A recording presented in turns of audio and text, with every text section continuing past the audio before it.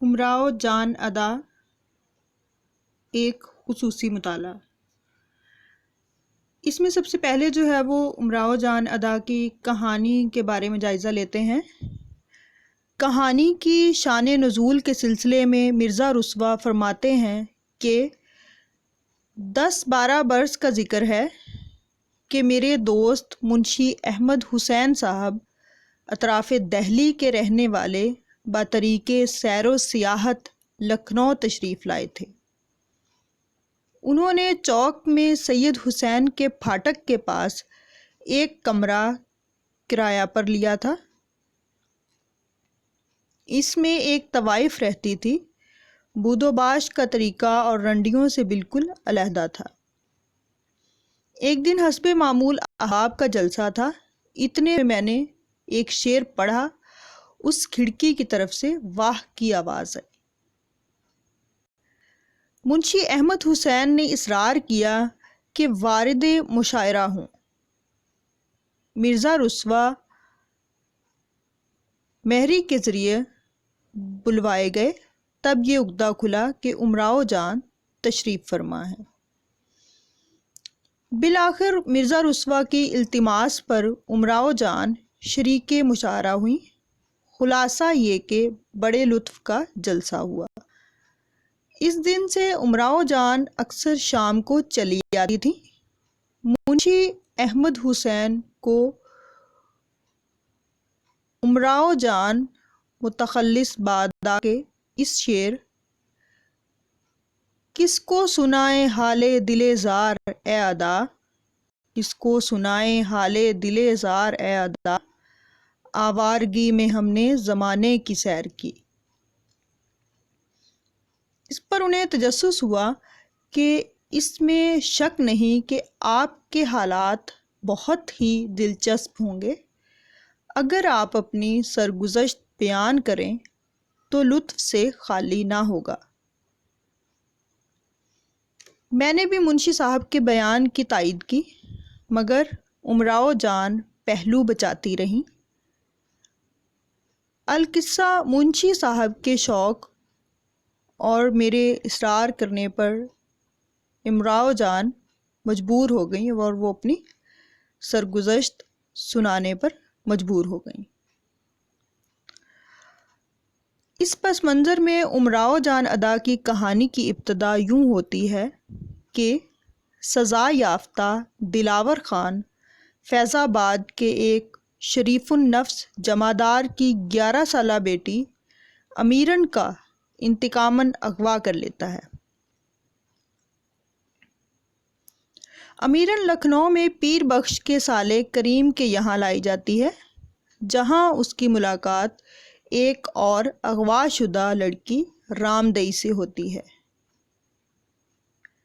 دلاور خان چھوٹی سی کیاری کی اس ننھی سی معصوم کلی کو توڑ کر خانم کے دل فریب باغ میں لگا دیتا ہے، جہاں وہ پروان چڑھتی ہے اور امیرن سے امراؤ بنتی ہے۔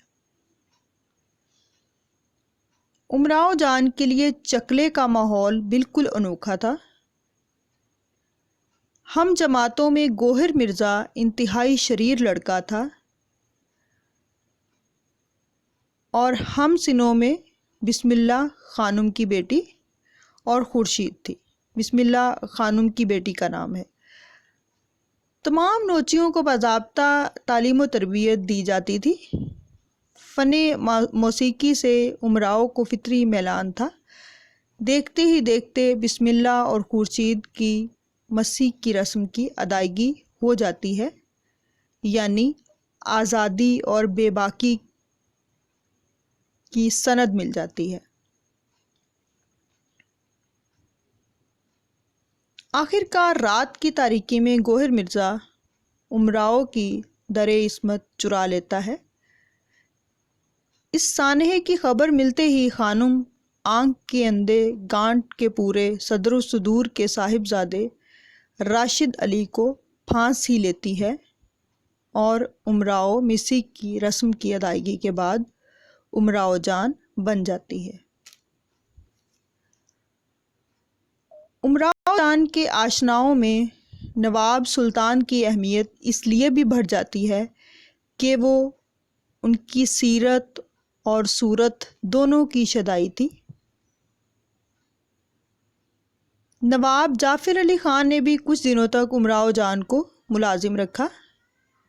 بسم اللہ جان نواب چھبن کا اور خورشید جان پیارے صاحب کا دم بھرتی تھی۔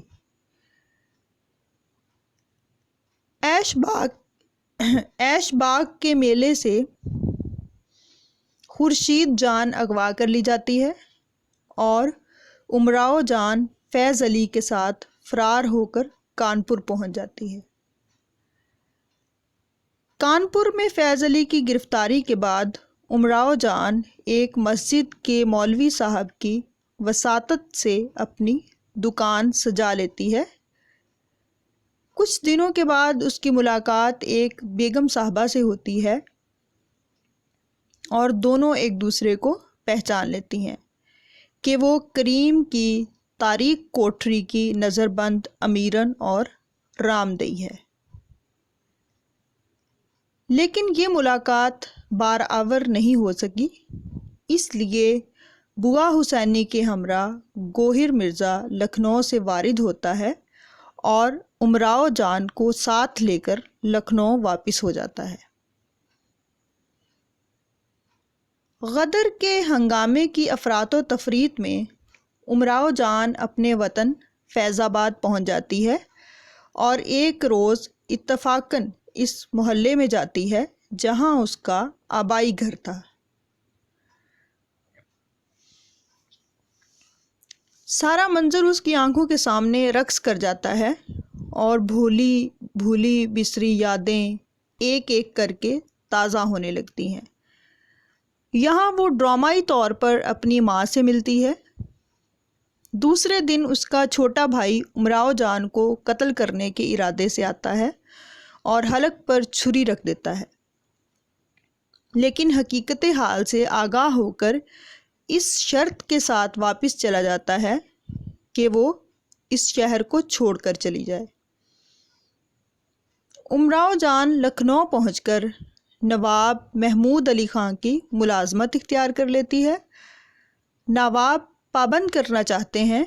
امراؤ جان کے انکار پر عدالت میں جھوٹا دعویٰ کر دیتے ہیں کہ امراؤ جان ان کی منکوحہ ہے اور ڈگری بھی اپنے حق میں حاصل کر لیتے ہیں۔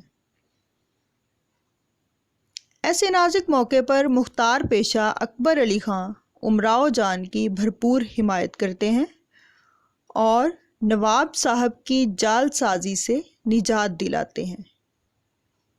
امراؤ جان کو اکبر علی خان کے یہاں کئی سالوں تک مقیم رہنا پڑا۔ آخری ایام میں امراؤ جان آبادی نام کی ایک نوچی کی تربیت بھی کرتی ہے اور بالآخر فرار ہو گئی اور وہ برے نتیجے کو پہنچی۔ غدر کے بعد امراؤ جان کی دوسری ملاقات بیگم صاحبہ رامدئی سے لکھنؤ میں ہوتی ہے اور یہ راز منکشف ہوتا ہے کہ عاشق سابق یعنی نواب سلطان صاحب ہی بیگم صاحبہ کے شوہر ہیں۔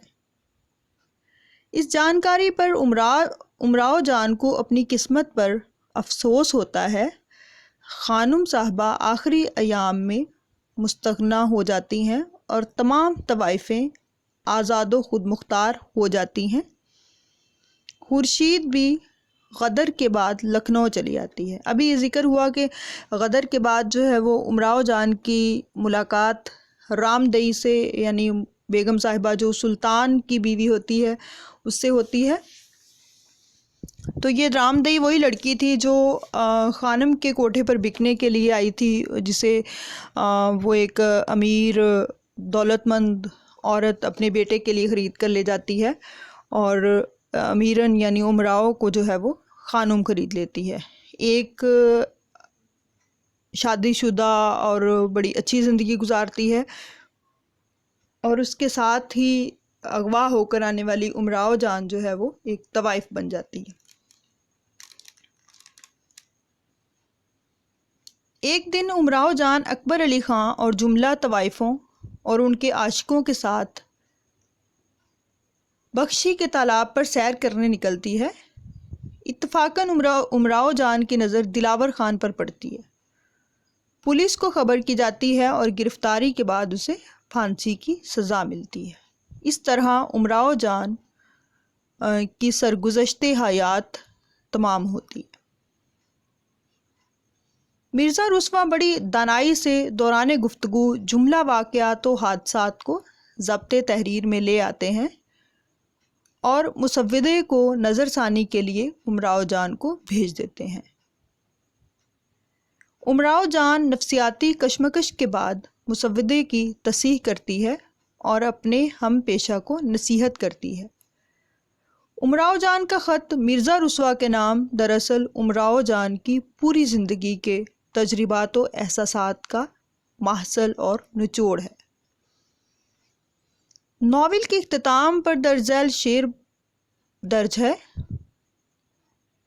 مرنے کے دن قریب ہیں شاید کہ اے حیات، مرنے کے دن قریب ہیں شاید کہ اے حیات، تجھ سے طبیعت اپنی بہت سیر ہو گئی۔ اب ہم بات کریں گے امراؤ جان ادا کے موضوع پر۔ اگر یہ کہا جائے کہ امراؤ جان ادا کا موضوع ایک رنڈی کی کہانی اس کی زبانی ہے، دوسرے لفظوں میں ایک رنڈی کا سیدھا سادہ حال ہے جو اس رنڈی نے خود بیان کیا ہے، تو اختلاف رائے کی گنجائش ہے۔ اگر امراؤ جان ادا کا موضوع ایک طوائف کی کہانی تسلیم کر لیا جائے تو قصے کا منطقی خاتمہ دلاور خان کی گرفتاری اور پھانسی پر ہونا چاہیے تھا، جبکہ پلاٹ کی روح سے قصہ مشاعرے سے شروع ہو کر امراؤ جان ادا کا خط مرزا رسوا کے نام پر ختم ہوتا ہے۔ اگرچہ دلاور خان کی گرفتاری کے بعد اس کے انجام کے لیے مرزا رسوا کے اضطراب، اس کے لیے کچھ مکالمے آپ کو پیش کروں گی۔ رسوا: اچھا تو پھر اس کا حشر کیا ہوا؟ اس قصے کو جلد ختم کیجیے۔ امراؤ: ہوا کیا؟ 2 مہینے بعد معلوم ہوا کہ پھانسی ہو گئی، واصل جہنم ہوا۔ اس سے خیال کو تقویت ضرور ملتی ہے کہ مرزا رسوا دلاور خان کے انجام پر امراؤ جان کی سرگزشت کو مکمل سمجھ لیتے ہیں، چونکہ اس کے بعد ہی مسودے کو نظر ثانی کے لیے امراؤ جان کو بھیج دیتے ہیں۔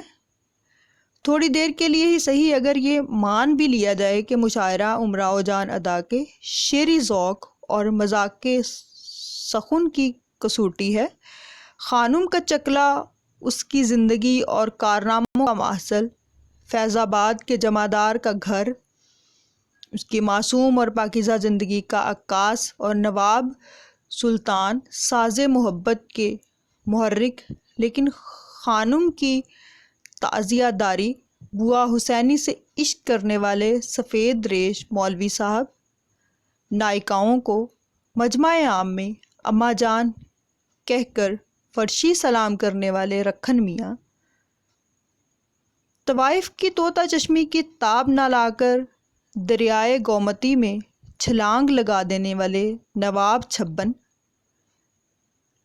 بسم اللہ جان کے حکم اس درخت پر چڑھ جاؤ کی تعمیل میں پھونک تک چڑھ جانے والے 70 سالہ عربی کی اونچی اونچی کتابوں کا درس دینے والے مولوی صاحب،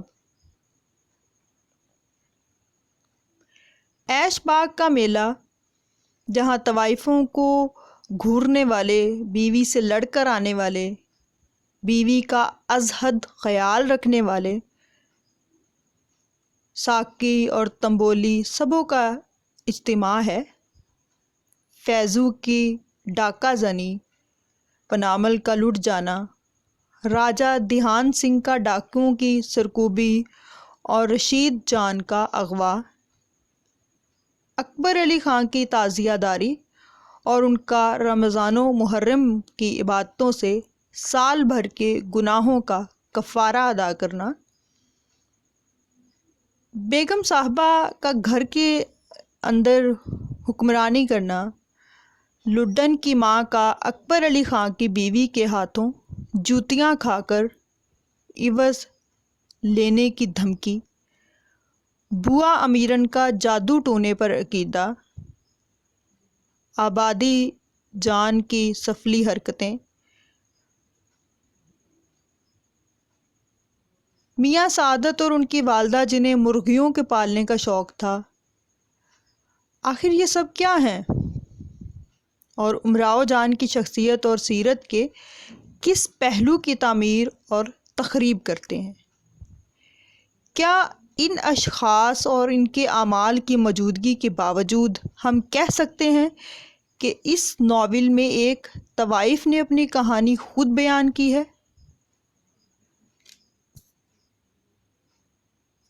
امراؤ جان ادا کا موضوع وہ لکھنوی تہذیب و معاشرہ تو نہیں جہاں ہر متنفس مفلوج القوہ، ضعیف الاعتقاد، تعیش پسند نشے میں مخمور ہے، جس معاشرے میں جعفر علی خان جیسے 70 سالہ نواب بستے ہیں جو محض اپنی وزاداری کی خاطر طوائف کو ملازم رکھتے ہیں؟ ایسے مولوی نظر آتے ہیں جو طوائف کے کوٹھے پر اپنے بیٹے کو دیکھ کر منہ پھیر لیتے ہیں۔ جس معاشرے میں آقا کو کلاش بنا کر ان کی معشوقہ پر ڈورے ڈالنے والا حسنو جیسا مصاحب اور خانم جیسی شاطر و عیار نائکہ جو اپنے مفاد کے پیش نظر نواب زادوں کو بھی کھڑے کھڑے نکال سکتی ہے، تو ان سب سے ہماری ملاقات ہوتی ہے جہاں بے بس طوائف پر جھوٹا مقدمہ دائر کرنے والے محمود علی خان جیسے نواب اور بات بات پر قال اللہ قال الرسول کا ورد کرنے والے مولوی صاحبان بھی موجود ہیں، جن کی صورت سے تقدس ٹپکتا ہے اور ان کا پیشہ دروغ حلفی ہے، جھوٹ بولنا ہے۔ ممکن ہے انہی وجوہات کے پیش نظر ڈاکٹر ابواللئیث صدیقی نے اس خیال کا اظہار کیا ہے کہ یہ کہانی ایک طوائف کی داستان نہیں، ایک تہذیب و معاشرہ کی داستان ہے۔ امراؤ جان ادا میں مرزا رسوا کا مقصد محض لکھنوی تہذیب و معاشرہ کی پیشکش ہے، تو مجھے کہہ لینے دیجیے کہ ان کا ناول ذات شریف اپنے عہد اور معاشرے کی آئینہ داری میں زیادہ کامیاب ہے۔ ڈاکٹر یوسف سرمست اس خیال کی تردید کرتے ہیں، لکھتے ہیں امراؤ جان ادا کا موضوع لکھنوی معاشرت ہے، نہ طوائف ہے، بلکہ لکھنوی معاشرت میں گھری ہوئی طوائف اس کا موضوع ہے۔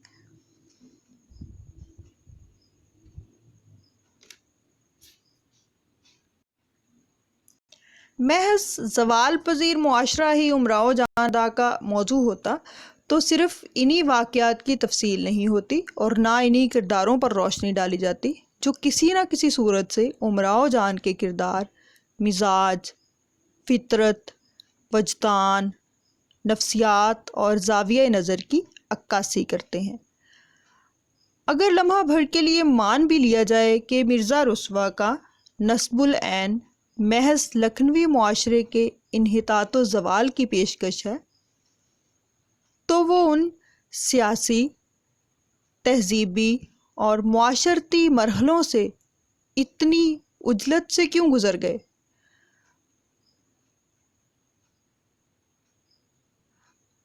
کہا جا سکتا ہے کہ امراؤ جان ادا کا موضوع ایک طوائف کی کہانی اسی کی زبانی ہے، نہ ہی لکھنوی معاشرے کی پیشکش اور نہ محض انحطاط و زوال ہے۔ دراصل امراؤ جان ادا کا موضوع لکھنوی تہذیب و معاشرے کے انحطاط و زوال کی کہانی ایک جہاں دیدہ طوائف کی زبانی ہے۔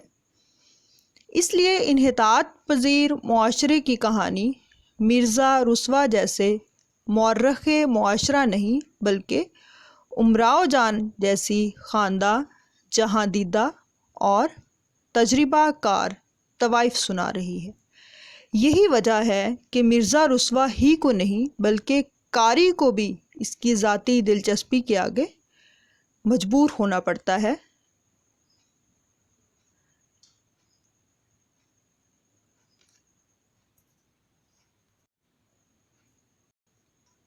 امراؤ جان ادا کی پلاٹ سازی مرزا رسوا کی فنکاری کا معجزہ ہے۔ امراؤ جان ادا کی پوری کہانی ناول کے پہلے اور آخری باب کے درمیان ارتقاء کی مختلف منزلوں سے گزرتی ہے۔ واضح رہے کہ ناول کا پہلا باب یعنی مشاعرہ اور آخری باب یعنی امراؤ جان ادا کا خط مرزا رسوا کے نام ناول کے پلاٹ میں شامل ہے۔ مشاعرے کی وساطت سے امراؤ جان کی سیرت کے کئی پہلو روشن ہوتے ہیں۔ اس کے علاوہ ہم آداب مشاعرہ، محفلوں کے اہتمام اور ساز و سامان، شاعروں کے مذاق سخن، سامعین کی تعریف و تنقید کے انداز، آپس کی چشمکیں، دہلوی اور لکھنوی کا امتیاز اور ہندوؤں اور مسلمانوں کے اتحاد سے روشناس ہوتے ہیں۔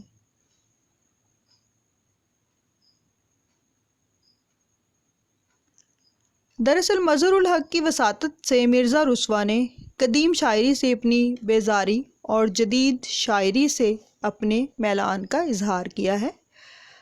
عملی زندگی میں بھی انہوں نے صفی لکھنوی کے اشتراک سے اس مقصد کو عملی جامہ پہنانے کی خاطر انجمن معین الادب کی بنا ڈالی تھی۔ اور امراؤ جان کا خط مرزا رسوا کے نام در حقیقت اس کا فلسفہ حیات اور پوری زندگی کا نچوڑ ہے۔ مرزا رسوا کی ریاضی دانی امراؤ جان ادا کی پلاٹ سازی میں بھی جلوہ گر ہے۔ واقعات کی ترتیب اور پیشکش کا یہ حسن و سلیقہ ہمیں بہت کم ناول نگاروں کے یہاں نظر آتا ہے۔ امیرن کا بچپن اور اغوا، خانم کا چکلا اور جسم و سکے کا کاروبار، گوہر مرزا اور اس کی دیدہ دلیری، عیش باغ کے میلے کی نیرنگی اور خورشید جان کا اغوا، فیضو کی محبت اور ڈاکہ زنی، کانپور کی سونی مسجد اور مولوی صاحب کا لا حول ولا قوہ کا ورد، لڈن کی ماں کا اکبر علی خان کی بیوی کے ہاتھوں جوتیاں کھا کر بے مزہ نہ ہونا، ماں اور بھائی سے امراؤ جان کی ڈرامائی ملاقات اور دلاور خان کی گرفتاری، الغرض ان تمام واقعات کے مختلف حصوں کی فنی اور منطقی ترتیب، مختلف واقعات اور اشخاص کے درمیان ہم آہنگی، زبان کی لطافتیں، گفتگو کی چاشنی، تاثیر اور حسن امراؤ جان ادا کے پلاٹ کو خوبصورت اور دلکش بناتے ہیں۔ مرزا رسوا کو امراؤ جان ادا کی پلاٹ سازی میں اپنے کردار سے بڑی مدد ملی ہے۔ پلاٹ کی تعمیر و ترتیب میں جس واقعے کو جس مقام پر چسپاں کرنے کی ضرورت ہوتی ہے، مرزا رسوا امراؤ جان سے دریافت کر کے قصہ بڑھا دیتے ہیں۔ ممکن ہے امراؤ جان رات کی تاریکی میں گوہر مرزا کی دست درازی والے واقعے کو بیان نہ کرتی، لیکن مرزا رسوا اصرار کر کے پوچھ ہی لیتے ہیں۔ اس کے علاوہ جہاں ذرا سی بے لطفی پیدا ہوئی، خود کوئی شعر پڑھ دیا یا امراؤ جان سے اصرار کر کے سن لیا۔ یہی وجہ ہے کہ ہر واقعہ اپنی جگہ برجستہ موضوع اور مناسب ہے۔ مرزا رسوا قاری کے مزاج آشنا ہیں۔ جب وہ محسوس کر لیتے ہیں کہ خانم کے پرستان سے قاری کی طبیعت سیر ہو چکی ہے تو عیش باغ کے میلے کی سیر کراتے ہیں، کانپور کے مولوی صاحب سے ملاتے ہیں، غدر کے ہنگامے میں ادھر ادھر لیے پھرتے ہیں، اور ایک بار پھر فیض آباد کے اسی پرانے املی کے درخت کے پاس لا کھڑا کرتے ہیں جو امراؤ جان کے بچپن اور اغوا کا عینی شاہد ہے۔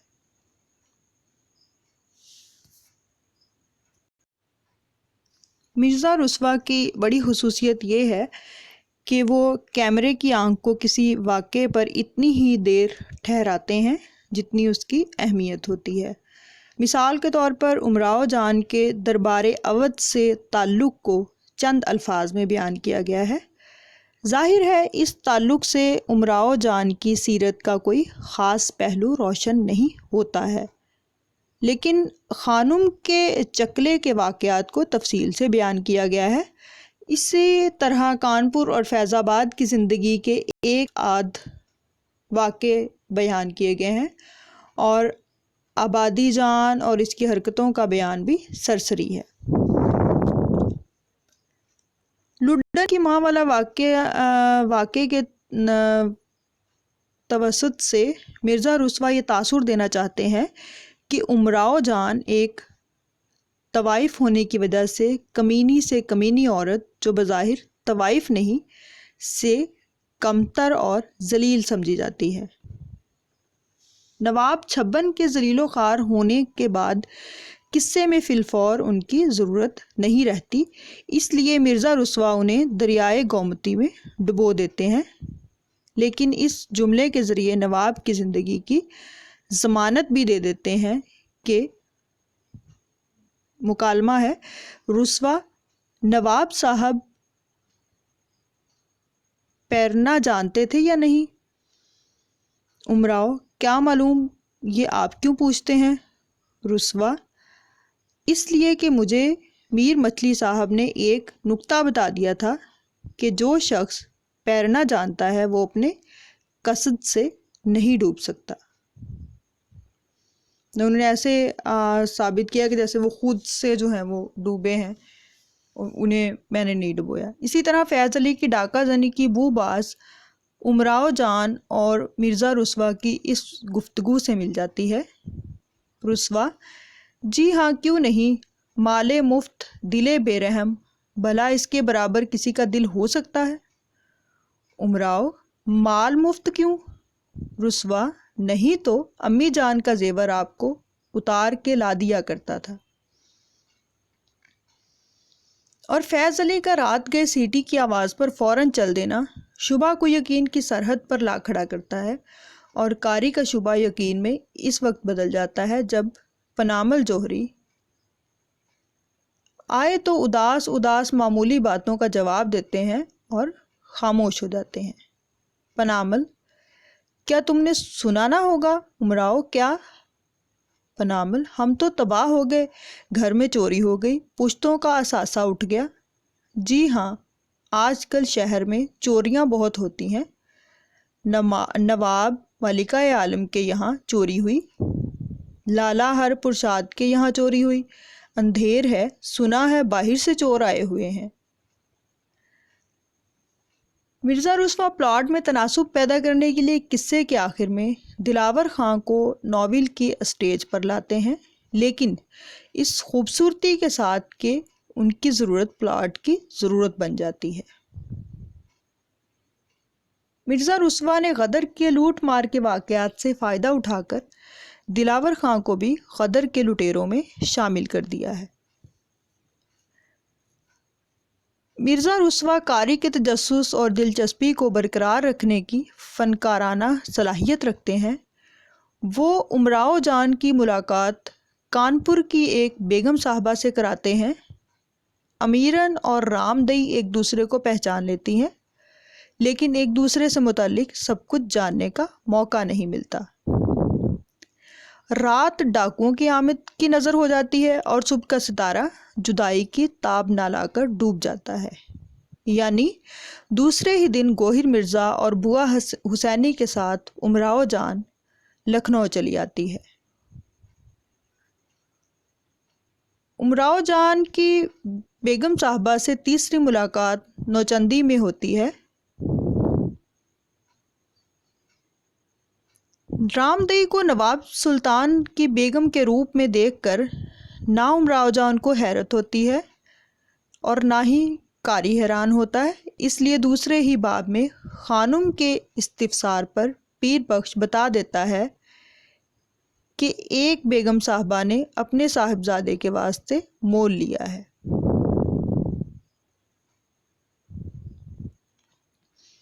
ڈاکٹر محمد احسن فاروقی نے سچ کہا ہے کہ رسوا کو فطرت نے جتنی صلاحیتیں دی تھیں وہ سب اس یعنی امراؤ جان ادا ناول کے پلاٹ میں ایک مرکز پر کار فرما نظر آتی ہیں۔